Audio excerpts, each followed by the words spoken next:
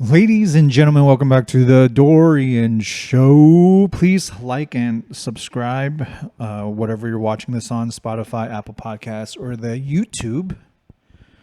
Please support me so I could get some positive reinforcements, everyone. I just want to say Happy Easter. Happy Easter to everybody that believes in the one true God. I just want to say that all my enemies have been vanquished.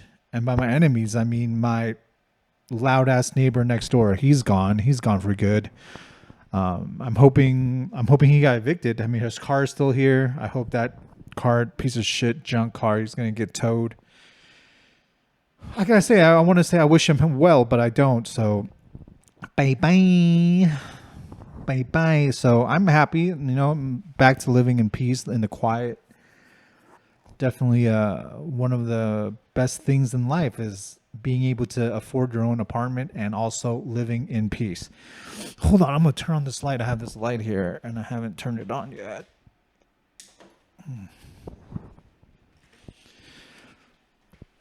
Is this better? I think this looks better. Anyway, have you guys been following the women's college basketball? I got to say, Caitlin Clark is the biggest thing in basketball right now and probably the biggest thing ever in women's basketball.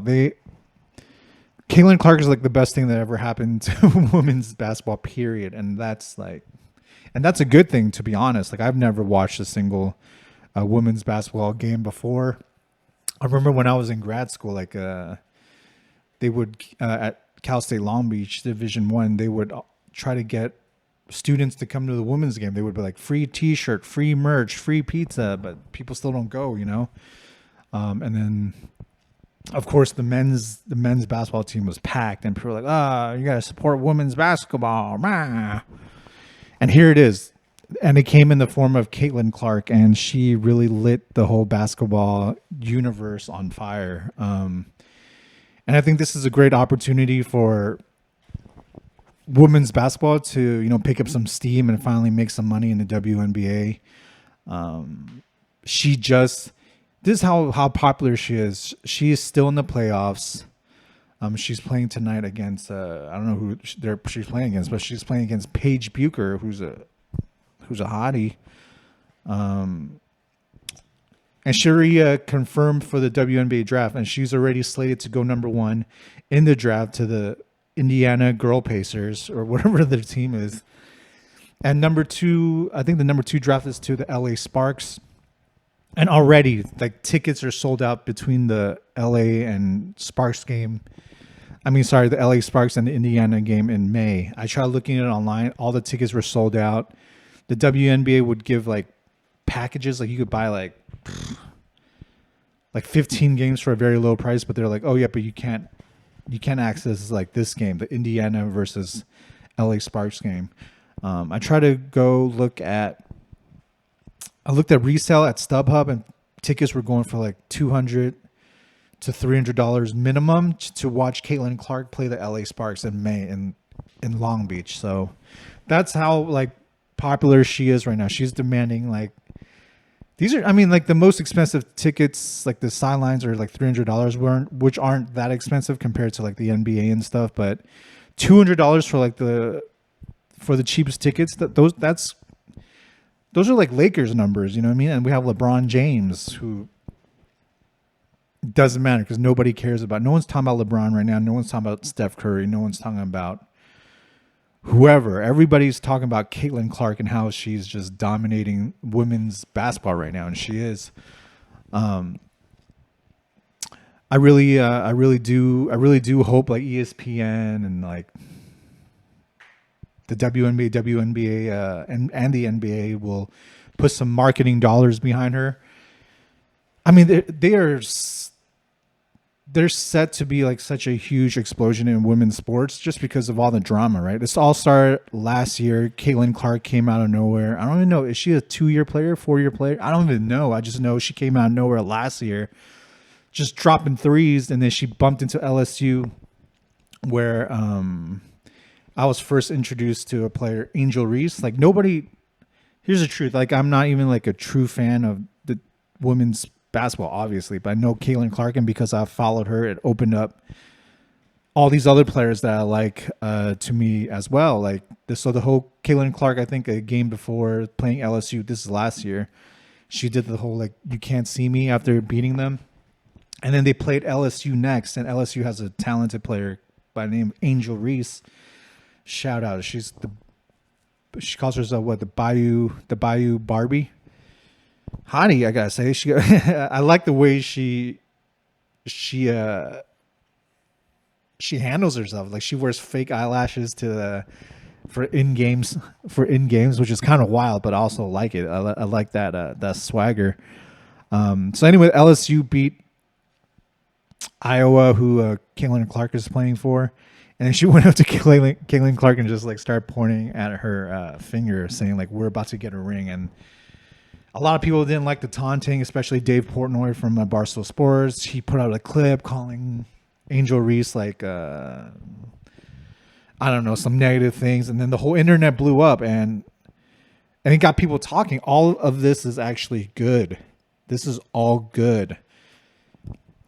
And of course, this year, Caitlin Clark continues to dominate women's sports. Everybody's talking about her right now, and during the playoffs and the NCAA, she just got her revenge with Angel Reese a couple of days ago.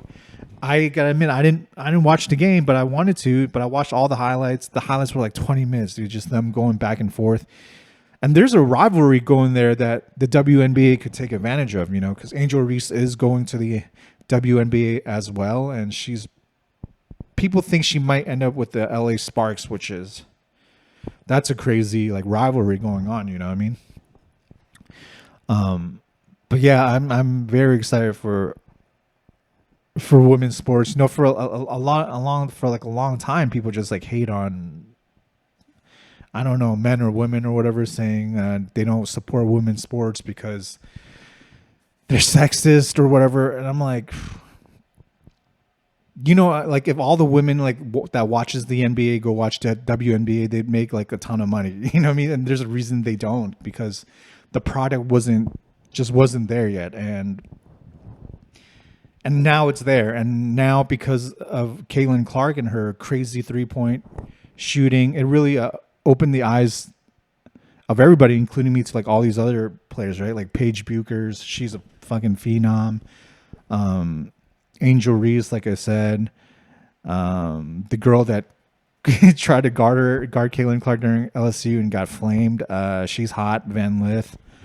So now I'm a fan. Like I know more women basketball players today than I've ever in my life. Like besides them, I know like what, Candace Parker, Lisa Leslie, Sue Bird, and they don't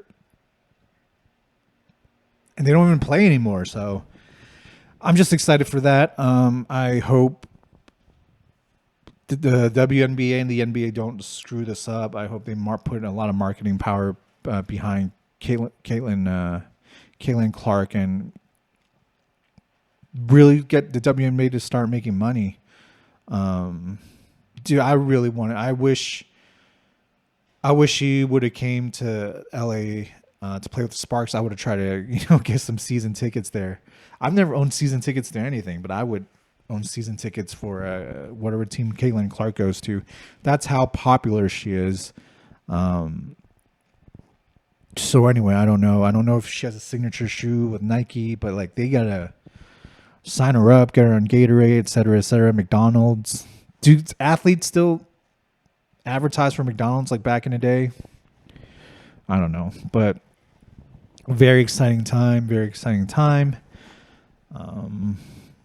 They have a game tonight.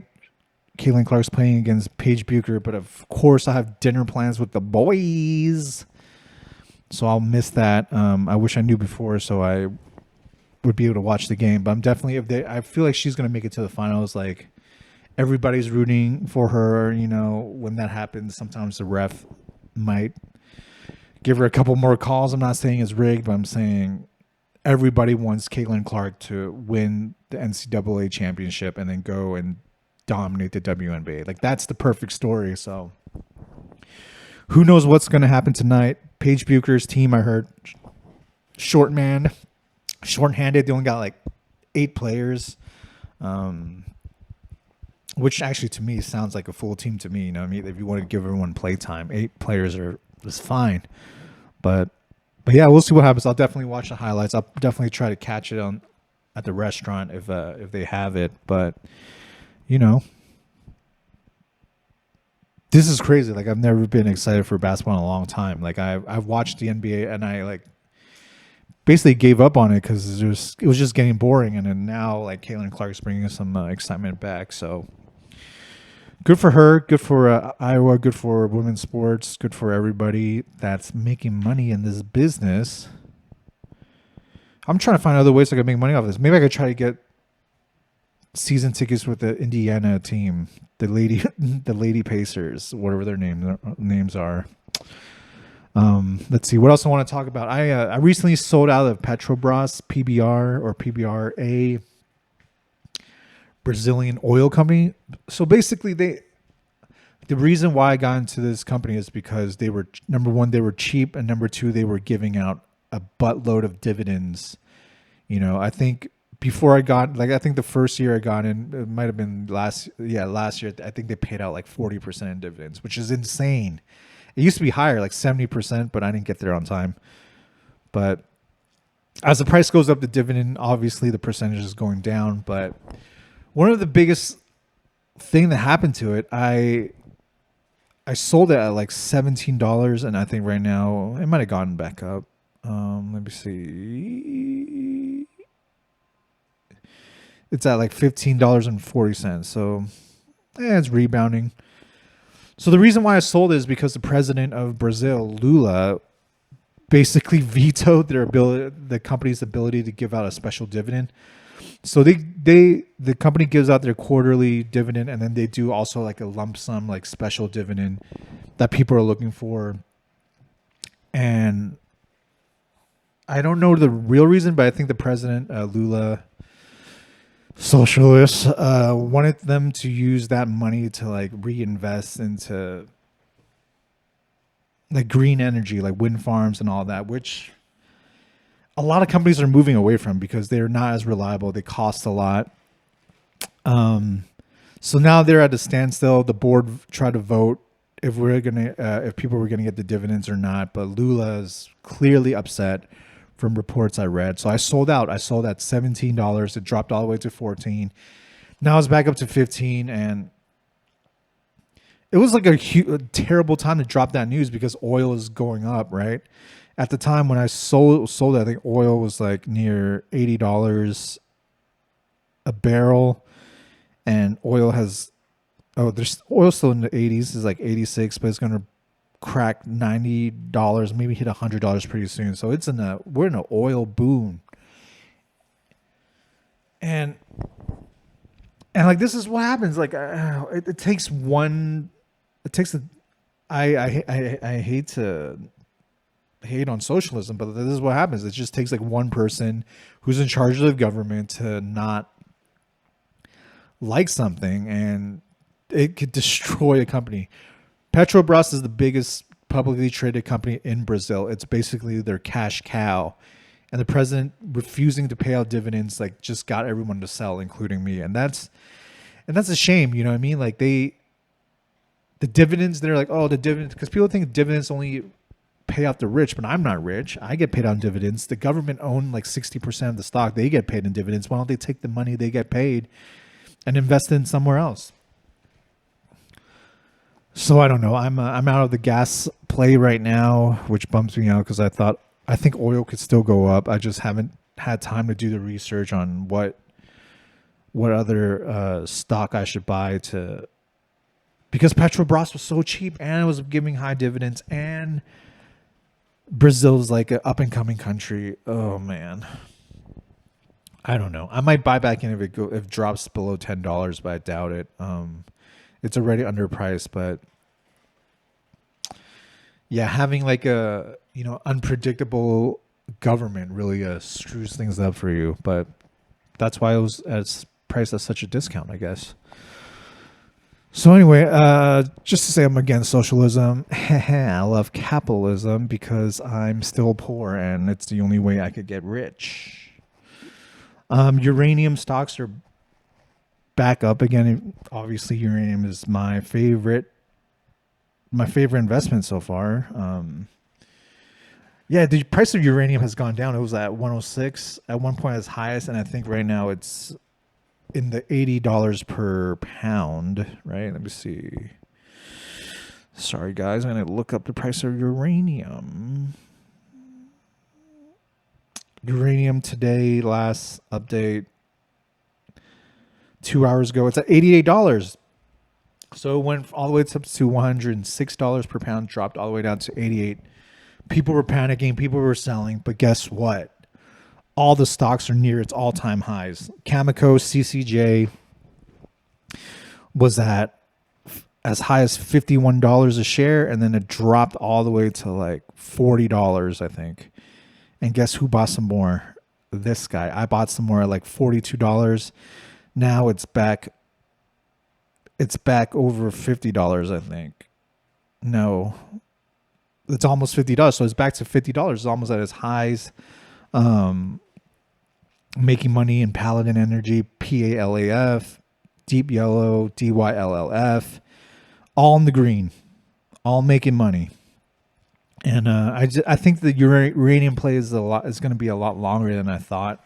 Initially, when I got into the investment 2 years ago, I thought it was going to be like it was going to be a fast ramp up, maybe like 2 years, and there's going to be a bubble and it's going to pop. I thought I was going to be able to like maybe at best 5x my money. Obviously, that hasn't happened. I have doubled my money in the investment, I think, for the most part. I added more to it, so not quite 100%, but I pretty much doubled up my money, my investment in 2 years. I think a slower rise is actually good. If the price of uranium spikes too fast, it's going to hurt producers like Cameco, who has long-term contracts, so they're going to take a huge loss if spikes pop up too fast. But if the price of uranium gradually goes up, they have time to write new contracts that are more favorable to them, and hopefully they'll make a bunch of money. So I still like uranium. I think it's probably this boom cycle, this a bull cycle of uranium is probably going to be for at least another 5 years, which is not fun because I'll be in my 40s and I want money now, guys. I want to have millions and millions of dollars, even though it's impossible with the amount of money I invested. But anyway, you know what I mean. But yeah, uranium is good. I think it's probably there's going to be more pullbacks for sure, and I think any pullback, like 20% pullback, which it happens a lot, I'm going to be buying more. And hopefully it doesn't crash and it doesn't bite me in the ass in a couple of years, because I keep hawking this baby. Almost said a bad word. What else I got here? Disney's proxy fight with Nelson Peltz. Nelson Peltz got crushed, dude. This guy wants to come back, shake up the Disney board. I mean, Disney has a lot of problems, right? They have like the movies are kind of trash, the shows are kind of trash. They're losing a ton of money, but Bob Iger, the boss of Disney, was able to hold off Nelson Peltz. I think Bob Iger knows where the problems are, so I think he cut a bunch of shows, he canceled a bunch of movies, and he's really going to focus on making quality, which I hope is true. Disney has gone on a run this past month. I'm back even, I think, or even a slightly above what I bought in at. I'm not going to sell any shares. I think Disney has a great future ahead of it. I think they combined Disney and Hulu into one app. You have to still pay for them separately or bundled, but at least you don't need to log out one app and go on another app. So that would be nice. Shogun on Hulu, I hear really good things, and that's what they need. They need great content to keep people engaged and paying those fees. Disney Plus, I've heard good things about the new X-Men cartoon, but I don't know how many people are staying just to watch that, maybe except for the nerds. So yeah, I don't know. I'm still holding Disney. I think parks are strong. It's continuing going to be strong. I think Star Wars, they're gonna take a break. Whenever they bring the movies back, I think those will do great. Hopefully, the Star Wars show, a lot of people hated it because they said it was like too diverse or whatever in terms of nationality. Then Acolyte, I think, is the new show's called. I thought it looked pretty good. You know, maybe it's because I'm Asian, but it looked pretty good. It has like the same. It might not be like the core Star Wars that everybody loved, but I think it has the opportunity to be something good like Andor, which not a lot of people watch, but it's a really good show, or like a movie like Rogue One. You know what I mean? Like it could catch people by surprise. I don't necessarily have issues with like having a diverse cast. You know what I mean? As long as the story's good and you're not just saying like, "Man, white Jedi's are bad people." Like, don't need that, but you want a diverse cast, like go for it, dude. Like, anyway.